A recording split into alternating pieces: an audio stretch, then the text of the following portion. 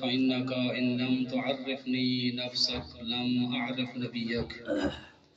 اللهم عرفني رسولك فإنك إن لم تعرفني رسولك لم أعرف حجتك. اللهم عرفني حجتك فإنك إن لم تعرفني حجتك ضللت عن ديني. اللهم لا تمتني ميتة جاهلية. اللهم عجل لوليك الفرج.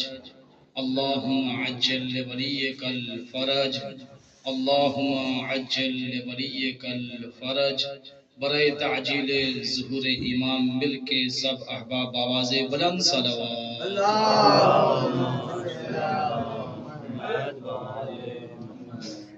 ماشاء اللہ لا حول ولا قوة الا باللہ العلی العظیم. اعوذ باللہ من الشیطان الرجیم. بسم اللہ الرحمن الرحیم. الحمد للہ وله الاسماء الحسنى والصلاة والسلام على نبيه المصطفى وعلى وصيه ووزيره وخليفته المرتضى وعلى بنته سيدة نساء العالمين فاطمة الزهراء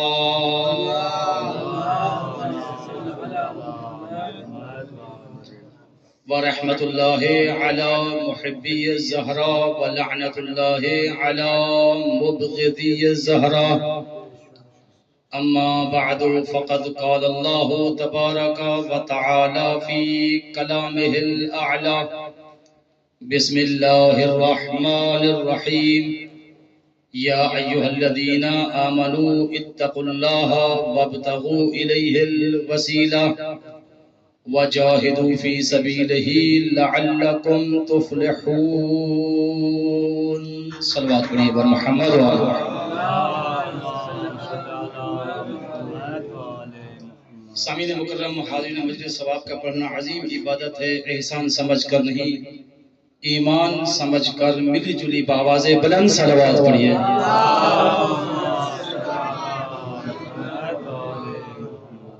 سامعین مکرم، عقید توسل کے عنوان سے یہ مسلسل چوتھی مجلس ہے اور چوتھی مجلس کی گفتگو ہے.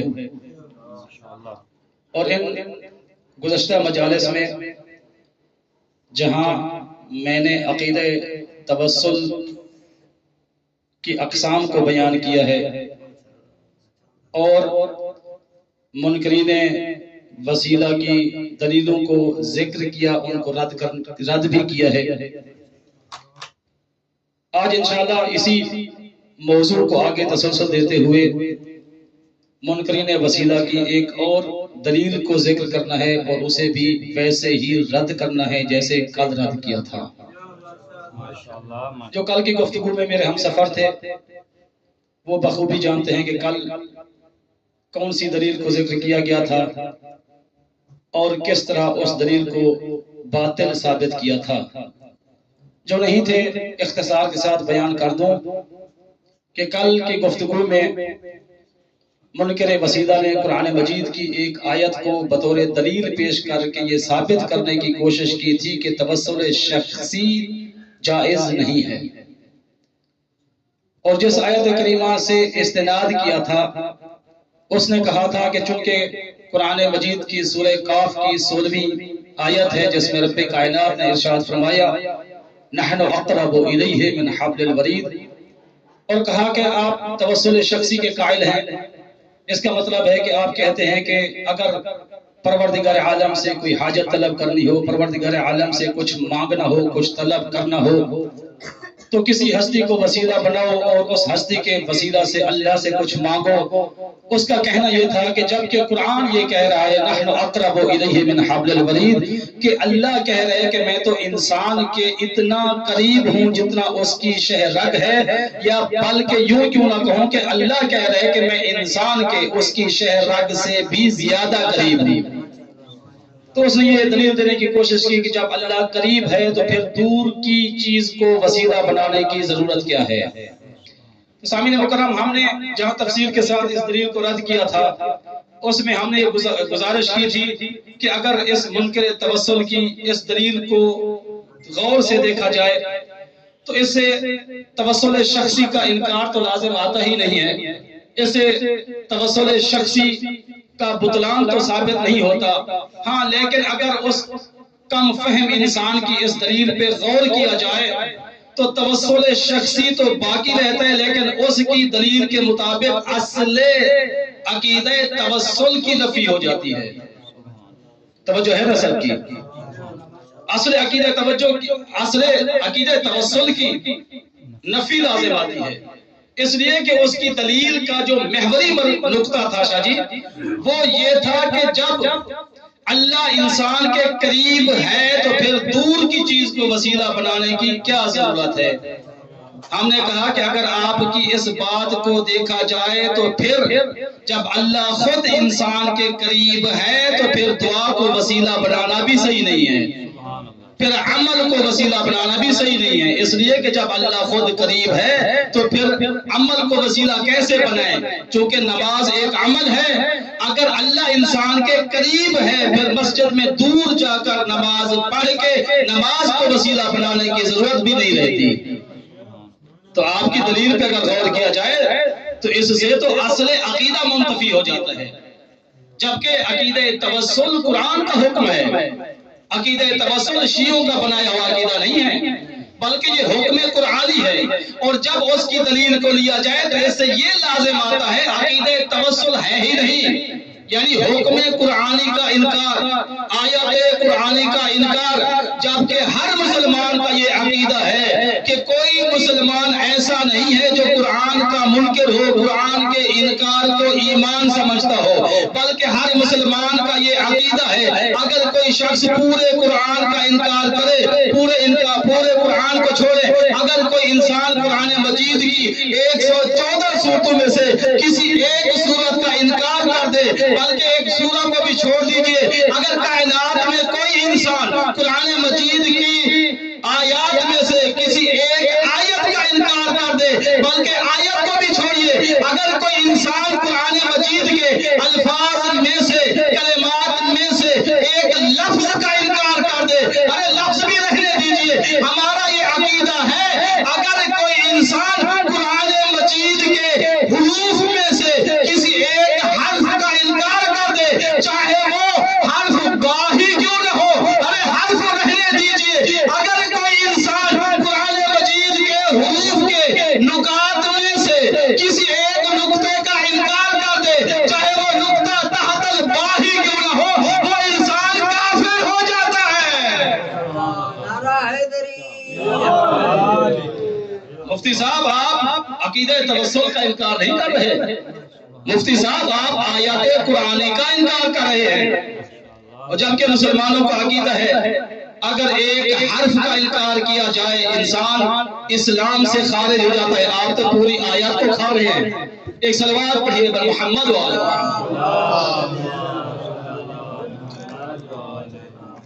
یہ کل کی گفتگو سے تھوڑا سا ربط تھا تاکہ جو سامعین آج ہماری گفتگو میں شامل ہوئے ہیں وہ ہمارے ساتھ بصیرت کے ساتھ ہم سفر رہ سکیں۔ آج ایک اور دلیل ذکر کرنی ہے، اور آج کی دلیل جو منکر وسیلہ ہے، جو آج دلیل لے کے آیا ہے، اپنے اعتبار سے ایک محکم اور پختہ دلیل لے کے آیا ہے، اس لیے کہ آج جو دلیل وہ بیان کر رہا ہے اس دلیل کا تعلق قرآن سے نہیں نہج البلاغہ سے ہے۔ اصل میں وہ یہ چاہتا ہے کہ وہ اہل بیت کے ماننے والوں کے عقیدے پہ اہل بیت کے فرمان کے ذریعے ڈاکہ ڈالے، امیر کائنات کے فرمان کو آگے رکھ کے وہ چاہتا ہے کہ میں ان کے عقیدے کو غلط ثابت کروں، اس لیے کہ اسے معلوم ہے جو بھی علی والا ہو، جہاں وہ علی کو مانتا ہے وہ علی کی بھی مانتا ہے۔ تھوڑا تھوڑا ساتھ دیجیے، آپ کی اپنی سماعتوں کا معیار بلند کیجیے تاکہ میں آسانی سے آپ تک اپنی چند ایک معروضات بیان کر سکوں، اس لیے کہ میں بڑی محنت کے ساتھ یہ مطالب لے کے آیا ہوں۔ حوض علمیہ میں، یہاں نجف اشرف میں، کربلا میں، بلکہ پوری کائنات میں ہزاروں نہیں، لاکھوں نہیں، کروڑوں کی تعداد میں مجالس کا سلسلہ جاری ہے، اور ہر خطیب اپنی معرفت کے اعتبار سے، اپنے علم کے اعتبار سے اور اپنی حیثیت کے مطابق ذکر اہل بیت کر رہا ہے۔ فضائل محمد و آل محمد بھی ہر منبر سے بیان ہو رہے ہیں، اور یہاں فقط ایسا نہیں ہے کہ ایک ہی مجلس ہو، کتنی ساری مجالس ہیں، یہاں آ کر آپ یہ عنوان سنتے ہیں، کسی اور جگہ پہ اہل بیت کے فضائل بھی آپ سنتے ہوں گے، لیکن چونکہ اس عقیدہ توسل میں اتنی حساسیت پائی جاتی ہے تو میں نے اپنی ذمہ داری سمجھی کہ اس عقیدے پہ چند ایک گزارشات سامعین کے سامنے پیش کی جائیں،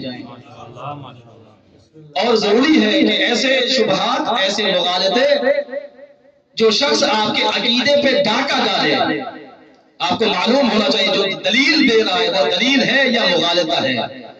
آپ کو کم از کم ان اعتراضات، اشکالات سے آگاہی ہونی چاہیے کہ کن دلیلوں کی بنا پر میرے عقیدے پہ وار کیا جاتا ہے۔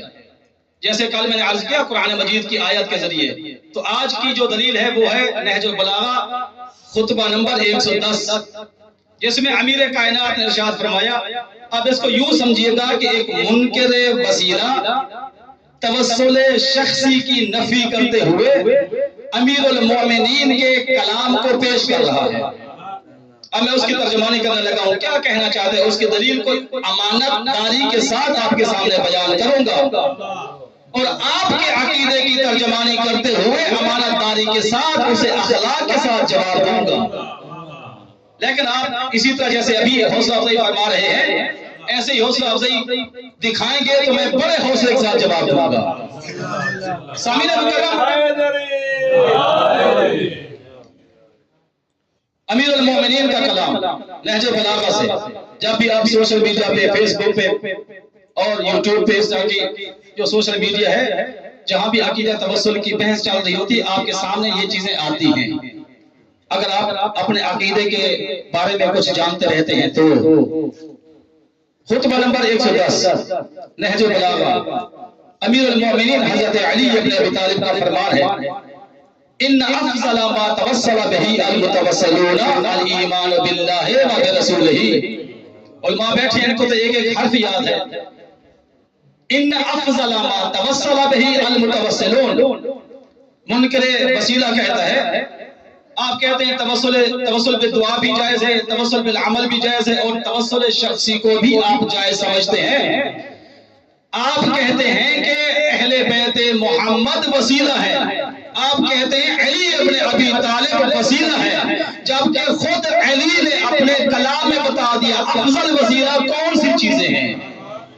تو آئیے ہم آپ کو دکھاتے ہیں کہ علی نے جن وسیلوں کو افضل کہا، ان وسیلوں میں علی نے اپنا نام نہیں لیا اور نہ ہی کسی اور اہل بیت کے فرد کا نام لیا ہے۔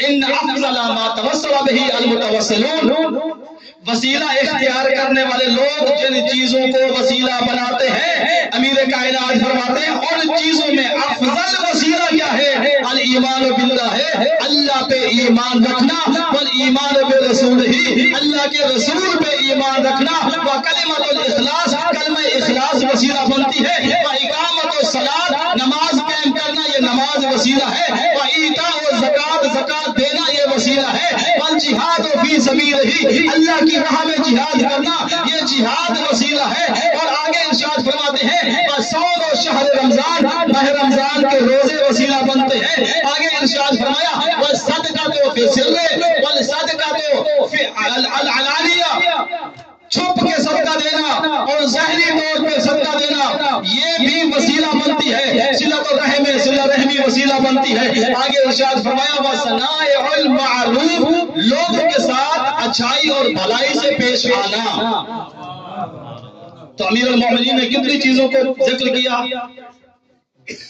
الایمان باللہ، اللہ پہ ایمان رکھنا، والایمان برسول ہی، رسول پہ ایمان، دو چیزیں ہوگی، یعنی ایک چیز ہے ایمان، ایمان کا تعلق دو چیزوں سے، اللہ پہ ایمان، رسول پہ ایمان۔ اس کے بعد نماز کو وسیلہ قرار دیا، روزے کو، حج کو، زکات کو، عمرے کو، صلہ رحمی کو، صدقے کو اور نیک سلوک کو۔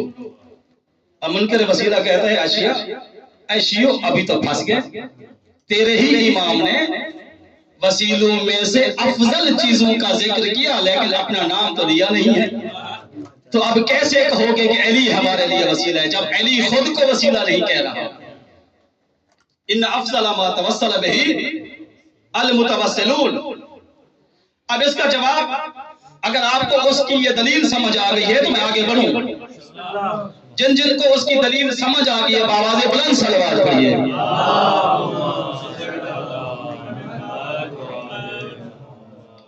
اب اس تکبیر، نعرہ تکبیر، نعرہ رسالت، نعرہ رسالت، نعرہ حیدری، نعرہ حیدری، بلند صلوات۔ تو چونکہ عقیدہ توسل کی 3 قسمیں ہیں، توسل بالدعا، توسل بالعمل، توسل بالازواج، توسل شخصی۔ تیسرے دن سے یہ اقسام آپ کے سامنے مسلسل بیان کر رہا ہوں، انشاءاللہ آپ کے ذہن میں یہ اقسام محفوظ ہو گئی ہوں گی، اس لیے کہ جو چیز بار بار تکرار کے ساتھ ذکر کی جائے وہ ذہن میں بیٹھ جاتی ہے۔ 3 قسمیں توسل کی، التوسل بالدعا، التوسل بالعمل، التوسل بالازواج۔ اور میں نے پچھلی 2 مجلسوں کی گفتگو میں یہ بیان کیا تھا کہ اختلاف توسل بالدعا میں نہیں ہے، اختلاف توسل بالعمل میں نہیں ہے، جو اختلاف ہے وہ توسل شخصی میں ہے، اور اسی توسل شخصی پہ ان کی دلیلیں بیان کی جا رہی ہیں، اسی توسل شخصی پہ آج بھی ان کی دوسری دلیل بیان ہو رہی ہے، اور ہم اپنی دانست کے مطابق، میں اپنی استطاعت کے مطابق، اپنے علم کے مطابق، اپنے فہم کے مطابق ان دلیلوں کو رد کر رہا ہوں۔ ایسا نہیں ہے کہ نجف اشرف میں کوئی نہیں ہے، جو میں بیان کر رہا ہوں یہ تو آخری بات ہے، مجھ سے اوپر تو بہت بڑی بڑی شخصیات موجود ہیں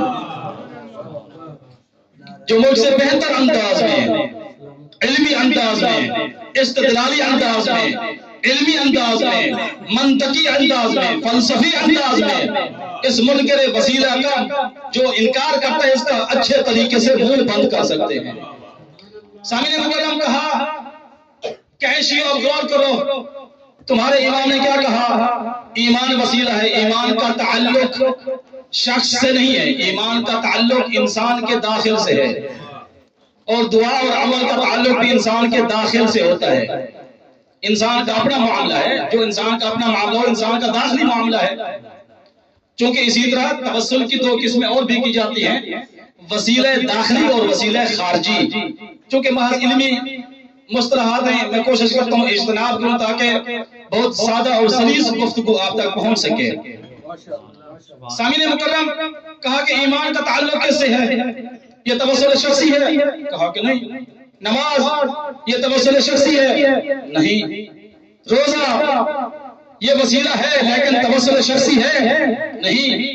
جتنے باتیں امیر المومنین نے بیان کی ہیں یہ ساری کی ساری چیزیں توسل شخصی کی قسم میں آتی ہیں؟ نہیں۔ تو پھر مان لو توسل شخصی نام کی کوئی چیز نہیں، اس لیے کہ علی نے جن وسیلوں کو افضل کہا ان میں توسل شخصی کا ذکر نہیں ہے، یہ دلیل ہے اس کی، انشاءاللہ آپ تک پہنچ گئی۔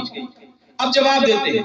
سامعین مکرم، اس دلیل کا جواب دینے سے پہلے بڑی جلدی کے ساتھ میں گزر رہا ہوں، اس دلیل کا جواب دینے سے پہلے ایک مقدمہ آپ کے سامنے رکھنا چاہتا ہوں تاکہ اپنی بات آپ تک آسان سے آسان تر کر کے پیش کرنے کی کوشش کروں۔ ایک صلوات پڑھیے بر محمد و آل محمد۔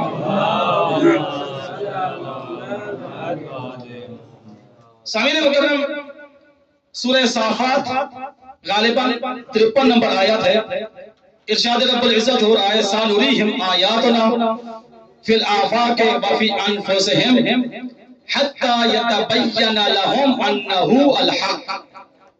توجہ ہے نا صاحب کی؟ رب کائنات نے ارشاد فرمایا ہم انسانوں کو اپنی نشانیاں دکھائیں گے، فی الآفاق وفی انفسہم، ان کے اندر بھی ہم نے اپنے وجود کی نشانیاں رکھی ہیں، اور کائنات میں اس کے انسان کے وجود سے باہر کائنات میں بھی اپنے وجود کی نشانیاں رکھی ہیں. توجہ ہے نا صاحب کی؟ سنریہم آیاتنا فی الآفاق وفی انفسہم. اللہ تعالیٰ ارشاد فرما رہا ہے میرے وجود کی نشانی آفاق میں بھی ہے وفی انفسہم، انسانوں کے اندر، انسانوں کے وجود میں بھی ہے. کیوں رکھی ہے؟ حتی یتبین لہم انہ الحق، تاکہ جب بھی اپنے اندر مجھے محسوس کریں گے، کائنات میں میرے وجود کو محسوس کریں گے، تو انسانوں پہ واضح ہو جائے گا حق کوئی اور چیز نہیں، اللہ کی ذات حق ہے. تو علماء کہتے ہیں کہ جو نشانیاں ہیں دو قسم کی ہیں. یہ آیات الہی دو قسم کی ہیں، داخلی آیات اور خارجی آیات. یعنی کچھ نشانیاں اللہ نے انسان کے اندر رکھی، ان کو داخلی آیات، داخلی نشانیاں کہا جاتا ہے. کچھ نشانیاں ہیں جو اللہ تعالیٰ نے آفاق میں رکھی انسان کے وجود سے باہر، ان کو خارجی نشانیاں کہا جاتا ہے. کہ کیا مطلب خارجی نشانیاں؟ یعنی جب انسان کائنات میں نظر کرے گا، بلند و بالا پہاڑوں کو دیکھے گا تو خدا کا وجود دکھائی دے گا. اگر انسان خوشبو بکھیرتے ہوئے پھولوں کو دیکھے گا تو اسے وجود خدا کا احساس ہوگا. اگر چہچہاتے پرندوں کی چہچہاٹ کو سنے گا تو اسے وجود خدا کا احساس ہوگا.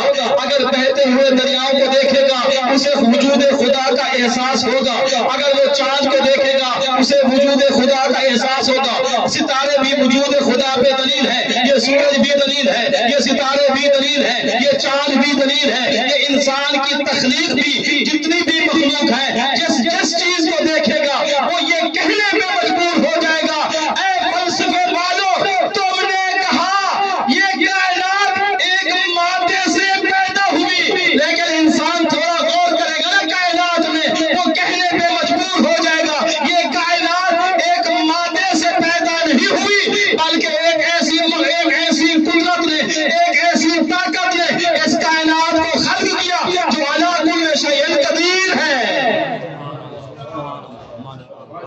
نعرہ تکبیر، اللہ اکبر، نعرہ تکبیر، اللہ اکبر، نعرہ تکبیر، اللہ اکبر، نعرہ تکبیر، اللہ اکبر، نعرہ رسالت، یا رسول اللہ، نعرہ رسالت، یا رسول اللہ، نعرہ حیدری،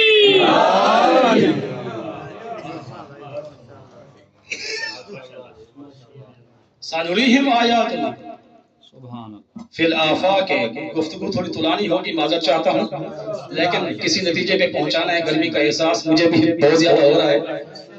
سنریہم آیاتنا فی الآفاق وفی انفسہم، حافظہ قبلہ، وفی انفسہم، ان انسان کے وجود کے اندر بھی نشانیاں ہیں. اگر انسان اپنے نظام بصارت پہ غور کرے اسے معلوم ہوگا یہ دیکھنے والی جو آنکھ ہے، آنکھ کا جو سسٹم ہے، نظام ہے، یہ ایسے ہی نہیں بن گیا. اگر انسان نظام قلب کو دیکھے گا تو وہ وجود خدا تک پہنچے گا. اگر انسان اپنے وجود کے ایک ایک عضو پہ غور کرے اسے معلوم ہو جائے گا اس کو بنانے والا مادہ نہیں بلکہ اس پورے وجود کے ایک ایک عضو کو اس نے خلق کیا جس نے خود مادہ کو خلق کیا ہے. نشانیاں دو قسم کی، داخلی نشانیاں، خارجی نشانیاں. سامنے مکرم مقدمہ اس لیے بیان کیا تاکہ عقیدہ توسل کی دو قسموں کو واضح ہو جائے. اسی طرح علماء کہتے ہیں یہ جو عقیدہ توسل ہے اس کی بھی دو قسمیں ہیں. علماء کرام یقیناً جانتے ہوں گے اسی آیت وسیلہ وابتغوا الیہ الوسیلہ، اس کی تفسیر میں جا کر دیکھیں تو علماء نے یہ سب ذکر کیا ہے. وہاں امیر کائنات کے اسی فرمان جو نہج البلاغہ کا جو میں نے آپ کے سامنے پڑھا اس کو بھی وہاں ذکر کیا ہے.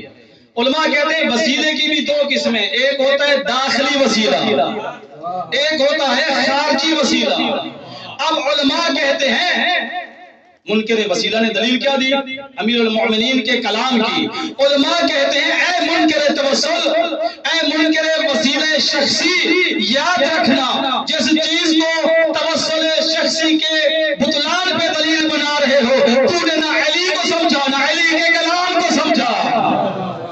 اس لیے کہ علی مطلق کے وسیلہ کی بات نہیں کر رہا تھا، بلکہ امیر المومنین نے توسل داخلی کا ذکر کیا اور کہا کہ اے انسان، تمہارے اندر تمہارے جو توسل داخلی ہوتا ہے، یعنی جن چیزوں کو متوسل کیا جاتا ہے، چاہے وہ دعا ہو، چاہے وہ ایمان ہو، چاہے وہ نماز ہو، ان میں بتایا کہ توسل داخلی میں جتنی چیزیں بطور وسیلہ استعمال ہوتی ہیں، علی نے بتایا ان میں افضل کون سا وسیلہ ہے.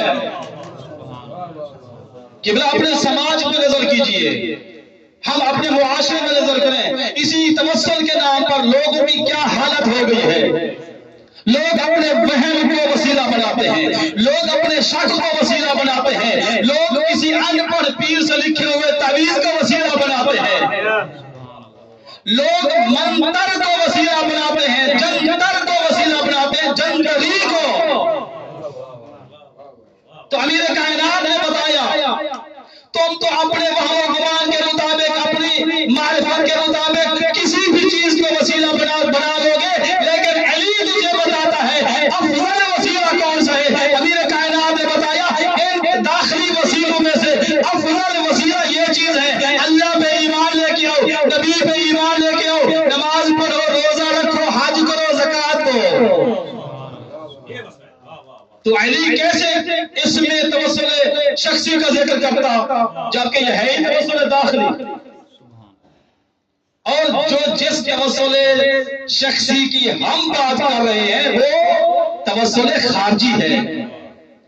اور آپ یقین جانیں، جس کا ایمان جتنا مضبوط ہے اتنا میرا ساتھ دے گا، کہ آپ یقین جانیے اگر توسل شخصی شرک ہوتا تو امیر المومنین قاتل المشرکین کبھی یہ نہ کہتے انا الوسیلہ، میں علی وسیلہ ہوں.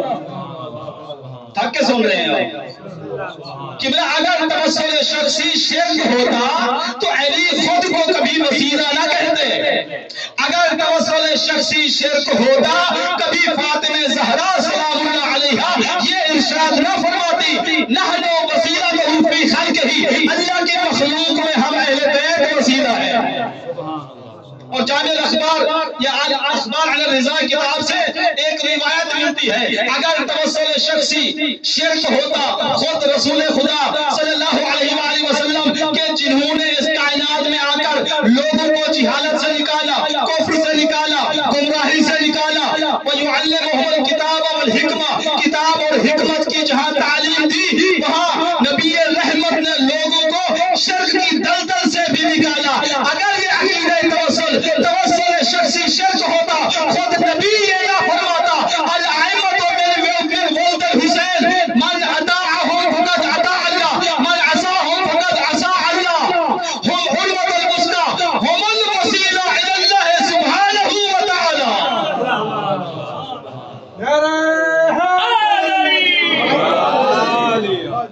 قبلہ اگر توسل شخصی شرک ہوتا تو رسول یہ نہ کہتے میرے حسین کی اولاد میں سے 9 امام ایسے ہیں جن کی اطاعت اللہ کی اطاعت ہے، جن کی نافرمانی اللہ کی نافرمانی ہے. ہم الحرمۃ الوسطیٰ، یہ وہ مضبوط رسی ہے جس کو تھامنے کا نبی امت کو حکم دے کر گئے تھے. انی تعلق فیکم وسقلین ہم الوسیلہ الی اللہ سبحانہ، یہ وہ وسیلہ ہیں جو انسان کو اللہ تک پہنچاتے ہیں. اگر توسل شخصی شرک ہوتا تو کیا نبی شرک کی تعلیم دینے کے لیے آئے تھے؟ اگر توسل شخصی شرک ہوتا تو کیا زہرا شرک کی تعلیم دے رہی تھی سلام اللہ علیہ؟ اگر یہ توسل شخصی شرک ہوتا تو کیا اہل بیت اطہار انسانوں کو یا ہمیں شرک کی دعوت دیتے؟ تو لہٰذا یہ دلیل بھی ناقص ہو گئی، اس لیے کہ جو دلیل آپ لے کر آئے تھے اس کا تعلق عقیدہ توسل سے نہیں، توسل داخلی سے ہے. اور ہم توسل داخلی میں توسل شخصی کو نہیں سمجھتے، اس لیے کہ توسل شخصی خارجی وسائل میں سے ہے. الائمۃ من ولدہ، میرے بیٹے حسین کی اولاد میں سے 9 امام من اطاعهم فقد اطاع اللہ من عصاهم فقد عصا اللہ. حسین اطاعت اور نافرمانی کا معیار ہے. جس نے حسین کی اطاعت کی اس نے اللہ کی اطاعت کی. جس نے اولاد حسین کی اطاعت کی اس نے اللہ کی اطاعت کی. اور حسین کی نافرمانی اللہ کی نافرمانی ہے. اتنا بڑا رتبہ دیا ہے اللہ تعالیٰ نے امام حسین کو. وہی حسین عاشور کے دن یزیدی لشکر کی طرف ایک نوجوان کو بھیجتے ہوئے کہتا ہے اللہم اشہد علی ہؤلاء القوم فقد برز الیہم غلام اشبہ بالنبی نطقا ومنطقا. اے اللہ اس قوم پہ گواہ رہنا. اب جو میں ایک جوان ان کے مقابلے کے لیے بھیج رہا ہوں اے اللہ یہ شکل میں یہ صورت میں یہ رفتار میں یہ گفتار میں میرا اکبر تیرے پیغمبر کا ہم شکل ہے. اللہم اشہد علی ہؤلاء. اور میرے مولا حسین نے جناب علی اکبر کو بھیجا تاکہ حجت تمام ہو جائے. جو محمد مصطفیٰ کا کلمہ پڑھتے ہیں شبیہ پیغمبر گویا کہ اگر اکبر سامنے ہو ایسے لگتا تھا کہ خود رسول خدا سامنے آئے ہیں. یزیدیت کے چہرے سے نقاب اتارنا چاہتے تھے. زمانے والوں یاد رکھنا یہ لوگ حسین سے لڑنے نہیں آئے تھے. اگر ان کا بس چلتا تو یہ خود رسول کے ساتھ بھی جنگ کر لیتے. اللہم اشہد علی ہؤلاء القوم. ایک نصرانی مسجد نبوی میں آیا. امام حسین کی امامت کا زمانہ تھا. مسلمانوں نے اسے مسجد میں داخل ہونے سے روک دیا. کہا کہ غیر مسلم مسجد میں داخل نہیں ہو سکتا. اس نے کہا میں مسجد میں داخل ہونے کے لیے آیا بھی نہیں ہوں. پھر کیوں آئے ہو؟ کہا کہ میں نے رات کو خواب دیکھا ہے. میرے خواب میں تمہارے نبی حضرت محمد مصطفیٰ اور میرا نبی عیسیٰ ابن مریم آئے تھے. میرے نبی حضرت عیسیٰ نے مجھے کہا یہ جو میرے ساتھ پیغمبر ہے یہ سید الانبیاء ہے, یہ خاتم الرسل ہے, یہ اس زمانے کا نبی ہے, اس کی نبوت پہ ایمان لے آؤ. چونکہ میں نے خواب میں دیکھا, خواب میں تو میں ایمان لایا تھا اس لیے کہ میرے نبی عیسیٰ نے میرا ہاتھ پکڑ کر محمد کے ہاتھ پہ رکھ دیا تھا, تو میں خواب میں ایمان لے آیا. اب میں اس لیے آیا ہوں تاکہ اس خواب کو حقیقت میں تبدیل کر دوں. میں تم لوگوں سے فقط اتنا پوچھنے آیا ہوں, اتنا بتاؤ کیا اس مدینے میں نبی کی آل میں سے کوئی رہتا ہے؟ سب نے اشارہ کیا وہ ہے, محلہ بنی ہاشم حسین رہتے ہیں, ان کے پاس جاؤ. یہ نصرانی امام حسین کی خدمت میں حاضر ہوا, امام حسین سے ملا اور خواب بتایا. مولا میں نے ایسے ایسے خواب دیکھا ہے. امام حسین نے اسے بٹھایا. خواب سننے کے بعد ایک جوان سے کہا جلدی سے جاؤ میرے اکبر کو لے کر آؤ. ایک جوان اٹھا, جناب علی اکبر کو لے کر آیا. شیخ فاضل صفار کے یہ جملے ہیں, وہ کہتے ہیں جب اکبر آئے تو ان کے چہرے پہ ایک نقاب تھا, کپڑا ڈلا ہوا تھا, ایک برقع نما کو چیز تھی, یعنی اکبر کا چہرہ چھپا ہوا تھا. کیوں؟ اس لیے کہ ام لیلہ کا بیٹا اتنا حسین تھا کہ حسین اکبر کے چہرے کو چھپا کے نہ رکھتے, جو دیکھتا دیکھتے ہی مر جاتا. اور ایسا ہی ہوا جب جناب علی اکبر آئے, نصرانی کے سامنے بیٹھے, اور میرے مولا حسین نے کیا کیا, اکبر کے چہرے پہ نقاب ہے, ایسا ایسا اٹھانا شروع کیا. جب نقاب ہٹایا, نصرانی نے اکبر کو دیکھا, بے ہوش ہو گیا, منہ پہ پانی چھٹکا گیا. جب ہوش میں آیا تو امام حسین نے پوچھا ہے نصرانی کیا ہوا؟ کہا کہ مولا مجھے اتنا بتائیے, آپ کا نانا رسول دنیا سے چلا گیا ہے یا یہی تمہارا نانا ہے؟ کہا کہ یہ تو میرا بیٹا ہے, میرے نانا کو اس دنیا سے گئے ہوئے عرصہ ہو گیا. کہا کہ مولا مجھے معاف کرنا, جو میں نے خواب میں دیکھا تھا یہ بالکل وہی جوان ہے. اس کا رخسار محمد مصطفیٰ جیسے ہے, اس کی زلفیں محمد مصطفیٰ جیسی ہے, اس کے دانت محمد مصطفیٰ جیسے ہیں. یہ جملہ کہا تو میرے حسین نے کہا اے نصرانی, اب اتنا بتا دے اگر اللہ تجھے ایسا حسین و جمیل بیٹا عطا کر دے. اجرکم اللہ، اجرکم اللہ. بڑے حوصلے سے سنتے آئیے، گرمی کا موسم ہے، آج اکبر کا پرسہ دینا ہے. مولا آپ کی جوانیوں کو سلامت رکھے. مولا حسین نے کہا اے نصرانی اتنا بتا اگر اللہ تجھے اتنا حسین و جمیل بیٹا عطا کرے. اگلا جملہ سنیے گا گریے پہ ضبط کر کے، جملہ سنیے گا پھر گریہ کیجئے گا. میرے مولا نے کہا اگر تیرا اتنا حسین و جمیل بیٹا ہو، اتنا خوبصورت بیٹا ہو، اگر اس کے جسم پہ کانٹا چبھ جائے بتاؤ تیری کیا حالت ہوگی. جملہ سنیے گا. اس نصرانی نے کہا مولا اگر اللہ مجھے ایسا جمیل بیٹا عطا کرے، ایسا خوبصورت بیٹا عطا کرے اور اس کے جسم میں تھوڑی تکلیف پہنچے. نصرانی نے کہا مولا جانتے ہیں میری کیا کیفیت ہوگی؟ واللہ اموت، مولا میں تو جیتے جی مر جاؤں گا. میرے بیٹے کو تکلیف پہنچے میں تو مر جاؤں گا.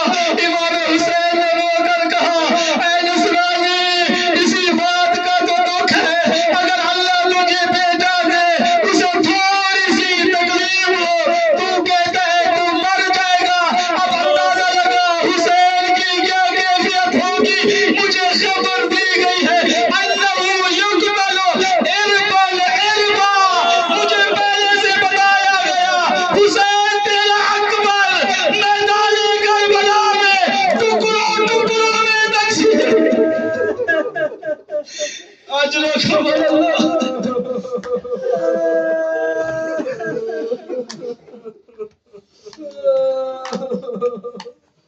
سیقتل اربل اربا، اے حسین تیرے بیٹے کو ٹکڑوں میں. یہی وجہ ہے صاحبان مقتل لکھتے ہیں عاشور کے دن امام حسین علیہ السلام کے چہرے پر توجہ کیجئے گا. عاشور کے دن امام حسین کے چہرے پر 3 مرتبہ حالت احتضار کو دیکھا گیا. کاش کوئی سمجھتا حالت احتضار کیا ہوتی ہے. حالت احتضار اس کیفیت کو کہتے ہیں، حالت احتضار اس وقت کو کہتے ہیں جب انسان کے جسم سے روح نکل رہی ہوتی ہے. ارباب مقاتل لکھتے ہیں ہم نے کربلا کی سرزمین پہ 3 مرتبہ حسین کو مرتے ہوئے دیکھا. جانتے ہو کس موقع پہ مرے؟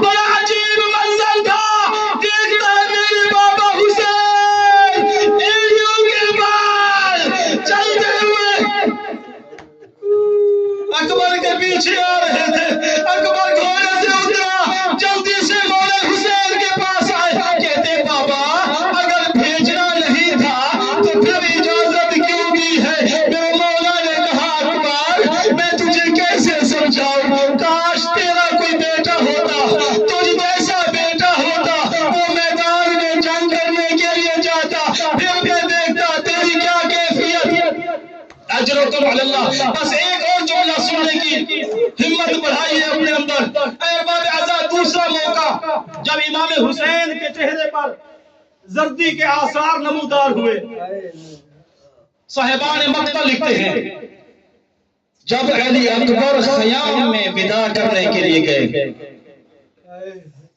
خیمہ گاہ سے جو کیفیت، جو آوازیں باہر آئیں، آپ کے اور میرے مظلوم مولا امام حسین نے جب سنا تو حسین کے چہرے پہ موت کی زردی تھی. اور جانتے ہیں کیا کیفیت تھی خیام کے اندر؟ اب علی اکبر بابا سے اجازت لے کے جب میدان کی تیاری کرنے لگے تو مولا حسین نے کہا اکبر میدان جا رہے ہو، کوئی معلوم نہیں واپس آؤ نہ آؤ، ایک بار خیمے میں چلے جاؤ، اپنی پھوپھیوں کو مل لو، اپنی ماؤں کو مل لو، اپنی بہنوں کو مل لو، سب کو الوداع کر لو، اس کے بعد میدان میں جانا. اے ارباب اعزاز، اے عزادار علی اکبر اب خیام کی طرف گئے. جو ہی خیام میں داخل ہوئے بیویوں کو معلوم ہوا اکبر کو میدان میں جانے کی اجازت مل گئی ہے. بیویوں نے ایک حلقہ بنا لیا، درمیان میں علی اکبر کھڑے ہیں، ارد گرد ساری بیویاں تھی. بیویوں نے ماتم کرنا شروع کر دیا. کوئی بیوی کہہ رہی تھی واہ محمدہ، کوئی بیوی کہہ رہی تھی واہ علیہ، کوئی بیوی کہہ رہی تھی واہ حسنہ. اور ایک جملہ ہر بیوی نے کہا، شاہ جی ہر بیوی نے ایک جملہ کہا، یا اکبر ارحم علی غربتنا. اے اکبر ہم تو تیرے سہارے پہ وہ مدینہ چھوڑ کے آئے تھے، ہمیں اکیلا چھوڑ کے جا. اجرکم علی اللہ، اجرکم علی اللہ. عزادارو، میرے مولا جب ودا کر کے چلنے لگے گھوڑے پہ سوار ہوئے، گھوڑے کو ایڑ لگائی. آخری جملہ، گھوڑے کو ایڑ لگائی کہ چل میدان کی طرف. اکبر گھوڑے کو ایڑ لگاتا ہے لیکن گھوڑا آگے نہیں بڑھ رہا. جب کئی مرتبہ گھوڑے کو ایڑ لگائی اور گھوڑا آگے نہ بڑھانا تو اکبر نے ایک جملہ کہا، اے میرے گھوڑے، اے میرے زوجنا، اے میرے دل، تو کیا سمجھتا ہے اکبر قربان ہونے کے لیے تیرا محتاج ہے؟ اجرکم علی اللہ. بس آخری جملہ ہے، تیرا محتاج ہے. خدا کی قسم اگر تو نہ بھی جائے نا، اکبر پیدل میدان میں جا کر اپنے بابا کے دشمنوں سے مقابلہ کرے گا. اے بابا یہ حیوان تھا، آپ جانتے ہیں ہم اس حیوان کی کیوں قدر کرتے ہیں، ہم اس کا کیوں احترام کرتے ہیں. ارباب اعزاز یہ حیوان تھا، بول نہیں سکتا تھا لیکن اس نے زبان حال سے اکبر کو ایک بات بتائی. جانتے ہیں زبان حال کیا ہوتی ہے؟ توجہ میری طرف کرنا. جانتے ہیں زبان حال کیا ہوتی ہے؟ اکبر گھوڑے سے کہتا ہے آگے بڑھ، گھوڑا نہیں بڑھا. کیا زبان حال سے بتایا؟ گھوڑے نے اپنا چہرہ زمین کی طرف کیا، گویا کہ کہہ رہا تھا اکبر ایسا نہیں کہ میں میدان نہیں جانا چاہتا، اکبر ایک بار میرے پاؤں کی طرف موڑ کے دیکھو. اے باب اعزاز، مولا آپ کا مقدر آخری جملہ ہے، پوری شہادت میں نہیں پڑھ سکتا. آخری جملہ، اپنی آنکھوں کو آنسو کی عبادت کرا لیجئے. اب اکبر نے جب موڑ کے دیکھا کیا منظر تھا، 4 سالہ بچی ہے جس کا نام سکینہ ہے، گھوڑے کے پاؤں کو پکڑے ہوئے ہے، اس لیے گھوڑا نہیں چل رہا تھا. اکبر نے سکینہ کو دیکھا، کہا سکینہ مجھے جانے دو، دیر ہو رہی ہے. سکینہ نے گردن میں ہاتھ جوڑے اور رو کے کہا پاپا بھیا علی اکبر خیام میں آپ گئے، پھوپھیوں نے آپ کو ودا کیا، بہنوں نے آپ کو ودا کیا، ماؤں نے آپ کو ودا کیا. علی اکبر ان سب کے قد بڑے تھے. کسی نے آپ کی پیشانی کو چوما، کسی نے آپ کے رخسار کو چوما، کسی نے آپ کے گلے پہ بوسہ دیا، کسی نے آپ کو گلے سے لگایا. اے بھیا علی اکبر میرا قد چھوٹا ہے، میں آپ کے پیشانی پہ بوسہ نہیں دے سکتی، بس ایک منت لا. کیا؟ رکاب سے پاؤں نکال. اجرکم علی اللہ. رکاب سے پاؤں نکال، میں نے رکاب کو بوسہ دوں گی اور میں بھی کہوں گی میں نے بھی اپنے بھائی کو میدان بھیجا تھا. لعنت اللہ علی القوم الظالمین وسع الذین ظلموا ای منقلب ینقلبون. ماتم حسین.